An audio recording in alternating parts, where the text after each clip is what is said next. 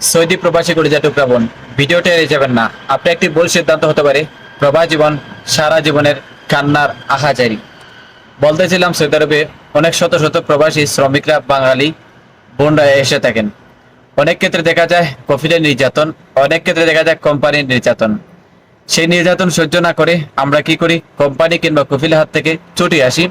কোনো একটা মাধ্যম ধরে, হতে পারে কোনো ছেলের সাথে অবৈধ সম্পর্ক হয়, অথবা আমাদের কোনো বান্ধবীর মাধ্যমে আমরা কফিলে ছেড়ে আসি কিংবা কোম্পানি থেকে পালিয়ে আসি। কিন্তু আপনি কি জানেন, যখন আপনি কফিল কিংবা কোম্পানি থেকে ছেড়ে আসার পর আপনার উপর মামলা করা হয়। একজন বোন আমাকে মেসেঞ্জার মেসেজ লক করেছেন, ফেসবুক পেজের মধ্যে মেসেজ করেছেন। বোনের নাম হচ্ছে ফাতেমা আক্তার। আসসালামু আলাইকুম, কেমন আছেন? ভালো আছেন? বলছি যে যাদের নামে মামলা আছে তারা বিদেশে কিভাবে দেশে যাইতে পারবে, এটা কি সমস্যার সমাধান আছে? বোনটা কিন্তু খুব অসুস্থ, আবার তিনি এটা যদি উপকার করি তাহলে সারা জীবন তিনি আমার এই উপকারটুকু মনে রাখবেন। দেখুন বোন, আপনার উদ্দেশ্যে এই ভিডিওটা করছি যেন আরো শত শত প্রবাসী ভাইরা সতর্ক হন।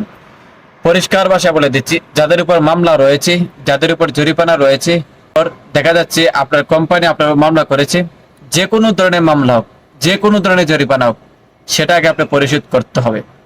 যদি আপনার ফোনের মধ্যে কোনো মেসেজ এসে থাকে তাহলে আলহামদুলিল্লাহ ভালো, আপনি পুরোপুরি অবগত হচ্ছেন যে আপনার উপর মামলা হচ্ছে বা আপনার উপর জরিমানা পড়ছে।